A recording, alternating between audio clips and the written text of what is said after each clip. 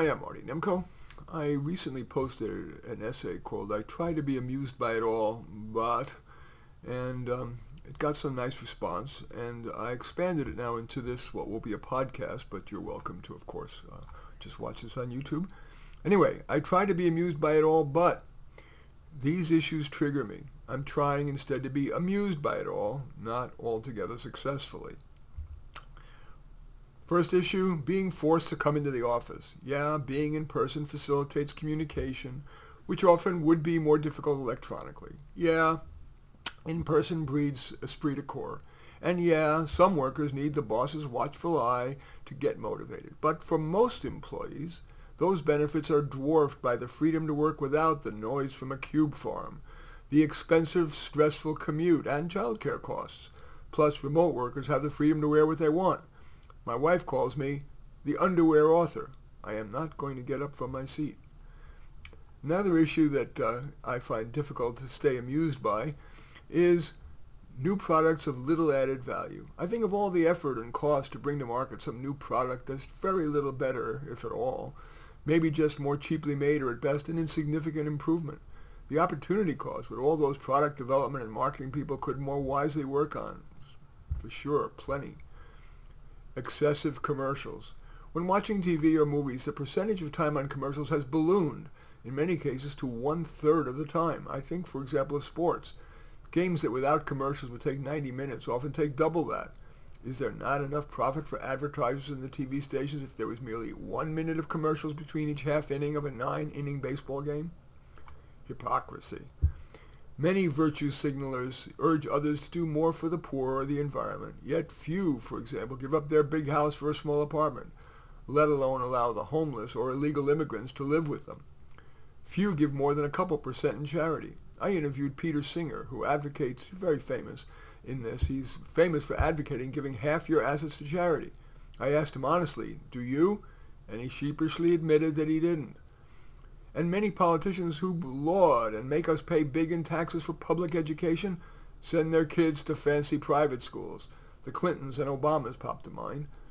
Congress sings the praises of affirmative action, but passed a law exempting itself from basking in its wonders. Income tax. It's so complicated, time-consuming, and prone to cheating. A value-added tax is wiser. It's simply added to the cost of everything we buy, except for basics. The new censorship. Ideas that don't comport with the new orthodoxy face the iron fist of the 3 C's: censure, censor, and cancel.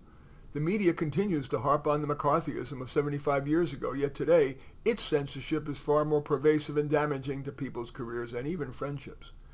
Heroes. It's absurd that so many people think of actors, musicians, and athletes as heroes, even worth considering them on policy issues.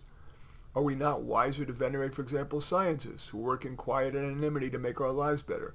Think of the inventors of GPS, your phone, Google search. Look around you. Think of all the people who designed and built everything you use, from your desk to your toaster. Aren't they more worthy of being heroes than someone born with a beautiful voice or who can hit a ball far? Externalization of responsibility. People now have an enlarged list of ways to avoid taking personal responsibility for their actions: gaslighting, childhood trauma, capitalism, racism, sexism, even Facebook, for God's sake. Is it Facebook's fault that most posts are positive, which makes some people feel their life sucks? Activists blame poor people's obesity on a, quote, food desert. Yet I have often seen obese families waddle right past the fruits and vegetables that are displayed outside on a bodega and into a Jack-in-the-Box or a KFC or a McDonald's and waddle out with bags full of that fast food junk. I've had 6,000 clients, some of the most successful people on planet Earth and some strugglers. Both groups have suffered setbacks, yet the successful group is far more likely to not externalize, to not look back, but take the next step forward. Education. It is America's most overrated product. Teachers, in part because they get lifetime tenure after just 2 or 3 years, even if they burn out, range from terrific to terrible. And the curriculum they teach is ever more larded with academic arcana in the name of, quote, high standards. Kids graduate with poor critical thinking skills, poor conflict resolution skills, poor financial literacy, poor numeracy, while being force-fed the Peloponnesian Wars, geometric theorems, and yes, even that vaunted foreign language, when in fact most graduates don't get much beyond being able to order in an ethnic restaurant. For decades now, I have fought mightily, to be honest, to get the schools to teach tough courses like algebra online with world-class instructors using AI to individualize, and I've gotten nowhere. Privately, educational leaders say it's a non-starter because the teachers' union will fight the loss of teacher jobs. I have written widely about these, what I call super courses. Just Google super courses and my name, Marty Nemko, Nemko, and you'll find it. Arguably worst of all about education, its bureaucracy has metastasized wildly, asserting powers created by legislators, not educators. The result is a lot more paperwork with little, if any, benefit to students. Of course, there's also the fortune that we, the taxpayers, pay on the administrative edublob. Replacement of individual effort by teams.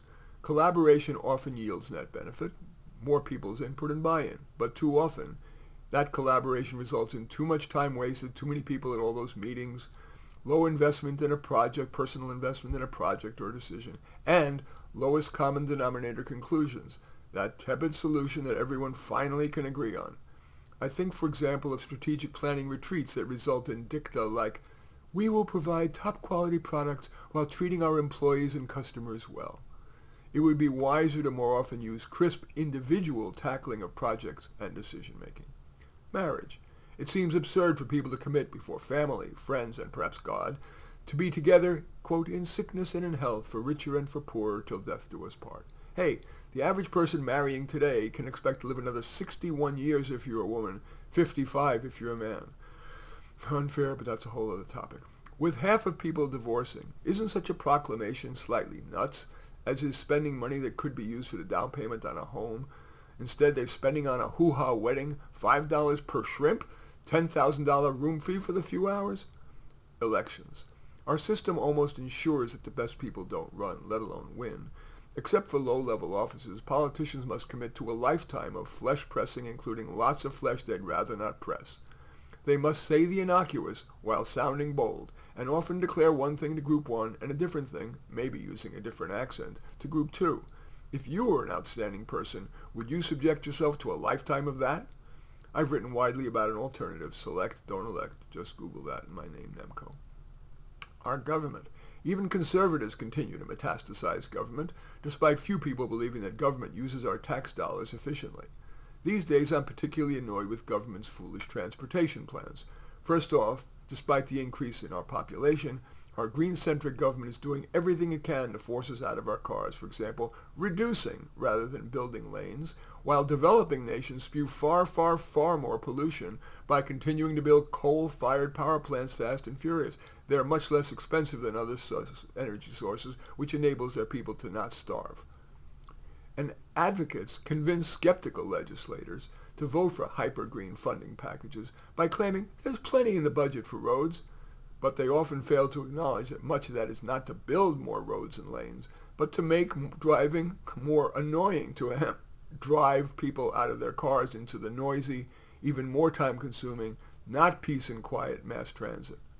The, quote, roads budget includes building speed bumps and often dangerous multi-merging roundabouts, replacing parking spaces with little-used bike lanes and shrub clumps, and repaving roads, many of which are low-use roads. The activists don't want to make overall driving more pleasant.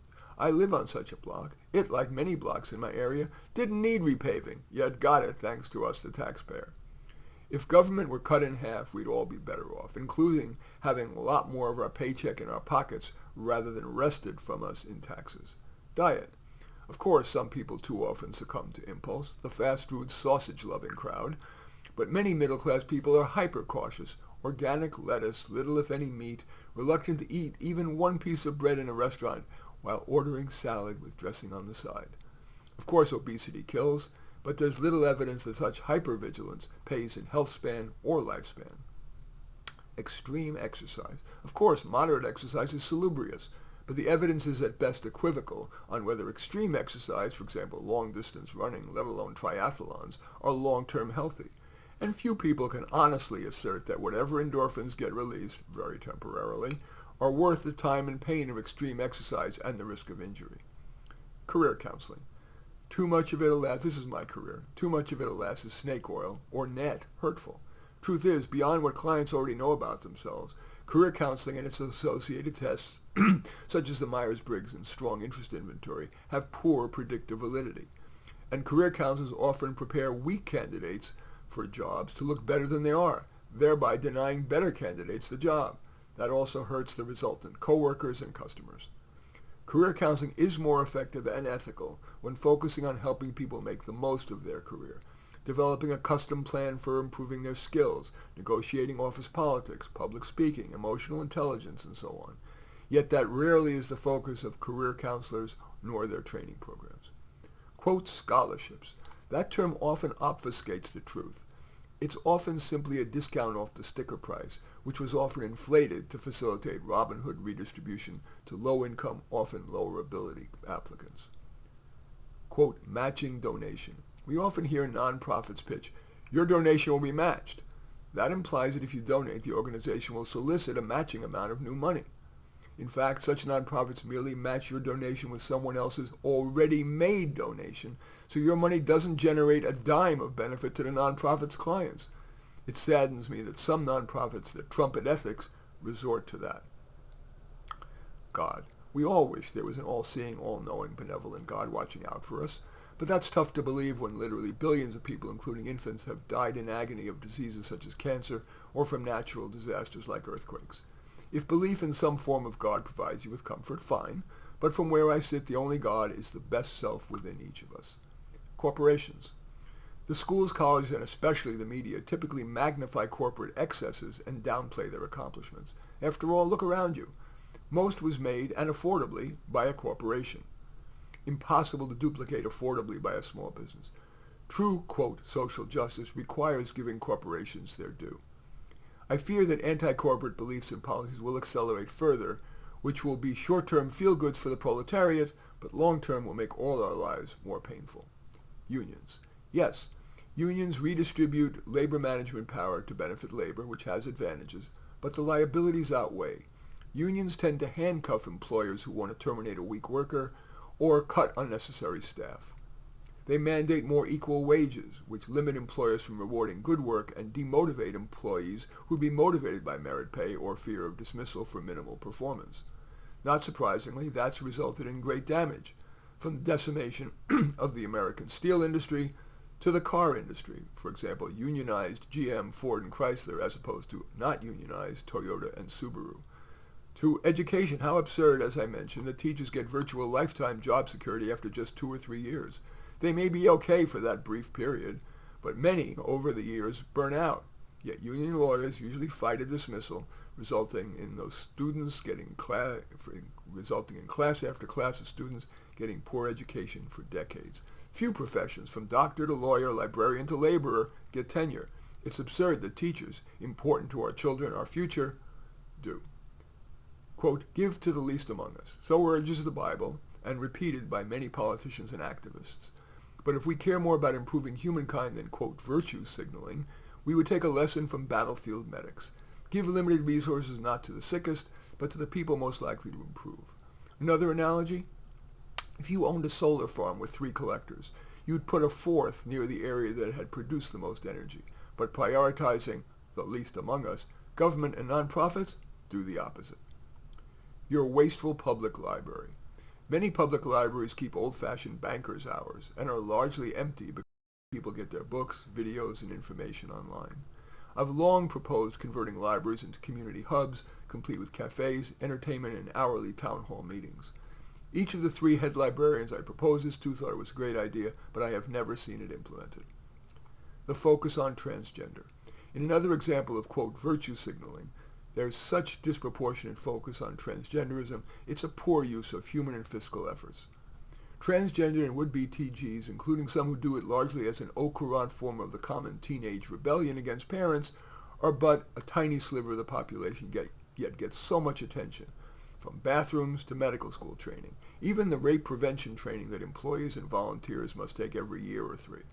In addition, focus group tested terms like gender-affirming care are used to justify such policies as California's law, in which schools and healthcare providers are barred from informing parents of children who want to change their sex. Reverse discrimination. Many groups have been profoundly victimized, and more recently so than the enslaved blacks of 170 years ago. Examples: Jews, not just the Holocaust, but since ancient Roman times, and the Inquisition and the pogroms, and current anti-Semitism.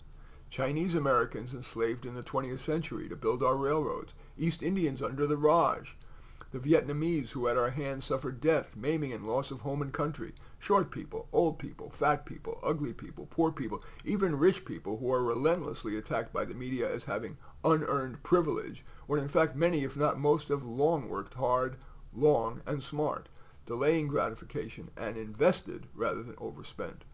Reparations? When decision makers use reverse discrimination in hiring, promotion, college and medical school student selection, awarding of government contracts, and so on, we are forcing merit to the back of the bus. Not only does that aggrieve and quietly infuriate many of the meritorious for being rejected for lack of melanin, all of us suffer worse quality of products and services, from customer service to medical services. Ironically, many black recipients of reverse discrimination's largesse feel less worthy and more insecure than people who are selected purely on the merits. Plus, to please liberal virtue signalers, blacks are often selected for positions at which they're too unlikely to succeed. For example, African Americans' much lower graduation rate at brand-name colleges, when they could have done better at less demanding colleges. Thus, ironically, blacks are being enslaved again, this time by their ostensible champions. Media bias. I cannot understand journalists' hubris, proudly using their clever wordsmithing, which is very different from wisdom, to manipulate us into agreeing to wrest yet more from the meritorious to others. Consider, for example, the double standard in how Jews are treated. Jews have made inordinate contributions to science, literature, medicine, entertainment, social justice, etc.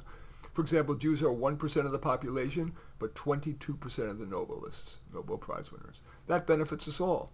Yet the media downplays Jewish accomplishment relative to blacks' accomplishments, and yet they attack outlier Jewish miscreants like Bernie Madoff, Harvey Weinstein, and Jeffrey Epstein on the front page for months, while being near silent about black fraudsters like the Black Lives Matter organizers, who spent a fortune of donations on luxuries for themselves.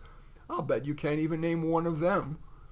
And regarding Israel, Israel accused of genocide, despite the Arab population in Israel having ballooned. Genocide is the eradication of a people, which is occurring in Africa, but where are the protesters about that? Because the killers are black? Nowhere.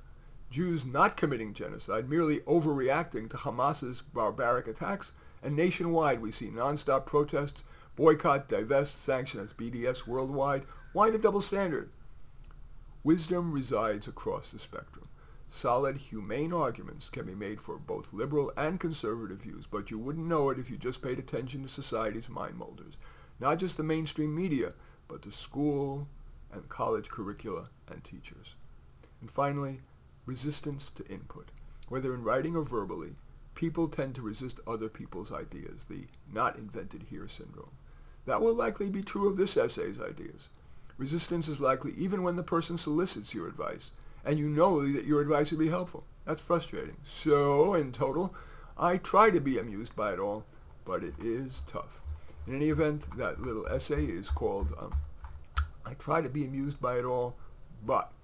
In any event, I do thank you for watching. I welcome your thumbs up and accept your thumbs down. I always look forward to your comments, and especially like it if you hit the share button below. Share on your social media so that my efforts can have broader impact. And I am flattered if you choose to subscribe to my channel. And certainly would welcome you taking a look at any of my 34 books. Probably the most relevant to this is A Dose of Reality, but all 34 are on Amazon.